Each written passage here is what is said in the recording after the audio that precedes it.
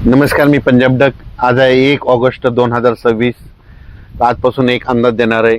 शेतकऱ्याचे मेसेज आले, फोन आले की परत अल्निनोचा एक सावट राहणार आहे, पाऊस कमी पडणार आहे, अशा प्रसार माध्यमातून बातम्या येत आहेत. तर त्याबद्दल मी एक त्याचा उलगडा करणार आहे. तर राज्यातल्या सर्व शेतकऱ्याला सांगू इच्छितो की राज्यामध्ये मी म्हटलं होतं ना, जूनमध्ये पाऊस कमी पडेल, जुलैमध्ये जास्त पडणार आहे, ऑगस्टला कमी राहील आणि सप्टेंबर ऑक्टोबर मध्ये परतीचा पाऊस धुमाकूळ घालणार आहे.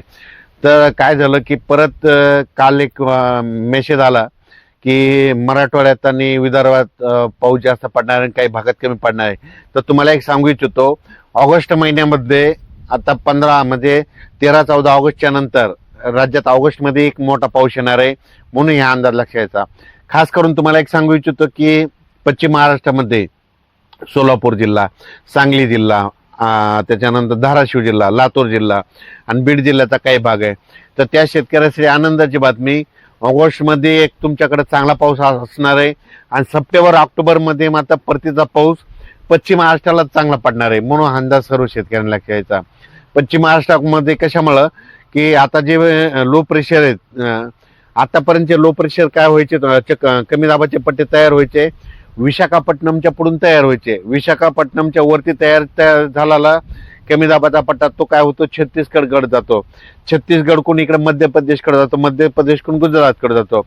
पण चेन्नई जवळपास जर झाला तर ते काय होतं, सरळ काय होतं, तेलंगणात येतो, तेलंगणातून महाराष्ट्राकडे येतो.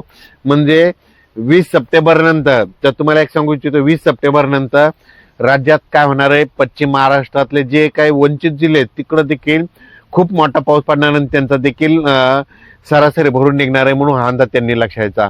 पण राज्यात ऑगस्टमध्ये पाऊसच कमी पडणार आहे असा मेसेज आला. पण तुम्हाला एक सांगू इच्छितो, एल निनो वगैरे काही नसतं.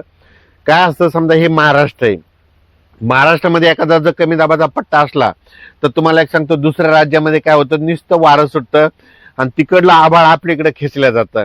पण आता काय होणार आहे, परत हे ऑगस्ट महिन्यामध्ये परत एक कमी दाबाचा पट्टा तयार होणार आहे. ते काय होणार आहे, तयार झाल्याच्या नंतर ते जाणार आहे छत्तीसगड, छत्तीसगडकडून मध्य प्रदेशकडे जाणार आहे, मध्य प्रदेशकडून उत्तर प्रदेशकडे जाईल आणि हरियाणाकडे जाईल. पण तिकडे गेल्याच्या नंतर काय होईल, मग हे आपल्याला 10-12 दिवस म्हणजे आता 13-14-15 ऑगस्ट पर्यंत मग आपल्याकडे नुसतं वारं सुटलं आणि आपल्या इकडं पाऊस थोडाफार कमी होणार आहे. त्याच्यानंतर काय होणार, परत प्रणाली ते जोपर्यंत परत एखादं तिकडं आणखीन तयार झालं तर परत 10 दिवस पुन्हा आणखीन वाढत जातात. मग तुम्हाला एक सांगू इच्छितो, जसं आपल्या इकडं एकामागं एक जर कमी दाबाचे पट्टे आले तर आपल्याकडेच पाऊस पडतो, तसं दुसऱ्या राज्यात देखील एकामागे एक जर गेले तर मग तिकडे जास्त पडतो ना आपल्याकडे कमी पडतो, म्हणून हे लक्षात यायचं. एलिनो वगैरे ह्या टायमाला काही नसतं. राहिलं प्रश्न तर तुम्हाला सांगतो, आपल्या महाराष्ट्राला 2 समुद्र आहेत, एक अरबी समुद्र आणि एक बंगालच्या खाडी समुद्र.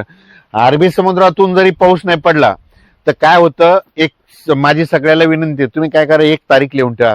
20 सप्टेंबरला काय होतं, बंगालच्या खाडीमध्ये एक नवीन प्रणाली तयार होतात, कमी दाबाचे पट्टे तयार होतात, चक्रीवादळ तयार होतात, त्याचं रूपांतर होतं आणि ते सरळ काय होतं की ते तेलंगणातून मराठवाड्यातून उत्तर महाराष्ट्राकडे जातात आणि आपल्या इकडे पाऊस पडतो, म्हणून हा अंदाज सर्व शेतकऱ्यांना लक्षात यायचा.